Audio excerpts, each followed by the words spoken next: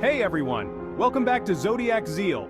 Today, we're diving into Navratri 2024, its significance, fasting rules, and what you can eat and avoid during this vibrant 9-day festival. If you love festivals, make sure to hit that subscribe button. Navratri, which means 9 nights, is a beautiful festival that celebrates the divine feminine energy of Goddess Durga. Each night is dedicated to a different form of the goddess, symbolizing the victory of good over evil. It's not just a time for devotion, it's also a period for self-reflection and renewal. Many Hindu people choose to fast during these 9 days to purify their minds and bodies. Now let's talk about the fasting rules. There are a few different ways to observe fasting during Navratri. Here are some guidelines to follow. Complete fast. Some people choose to abstain from all food and water, but this is not necessary for everyone. Partial fast. You can eat fruits, nuts, and specific fasting foods if a complete fast feels too restrictive.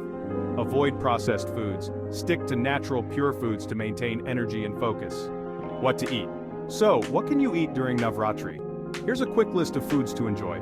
Fruits like apples, bananas, and oranges are great choices. Nuts such as almonds, walnuts, and peanuts for that energy boost.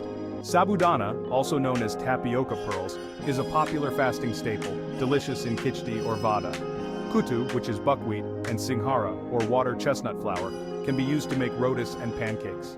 What to avoid? Now let's discuss what to avoid during Navratri. Non-veg, meaning all meat and fish, is off limits. Onions and garlic are considered tamasic foods and are typically avoided. Processed foods, such as packaged snacks and junk food, should be avoided to keep your energy levels steady.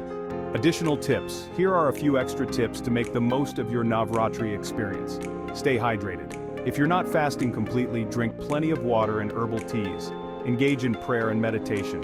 Take time for yourself each day to connect spiritually. Participate in Garba and Dandiya. Enjoy the festive dances. They're a fantastic way to celebrate and stay active. To sum it up, Navratri is a time for devotion, reflection, and community. Whether you're fasting completely or enjoying partial fasts, make it a meaningful experience. If you found this video helpful, give it a thumbs up and share it with friends who are also celebrating. Comment below with your favorite Navratri traditions and recipes. Thank you for watching, and I wish you a blessed Navratri 2024. See you in the next video.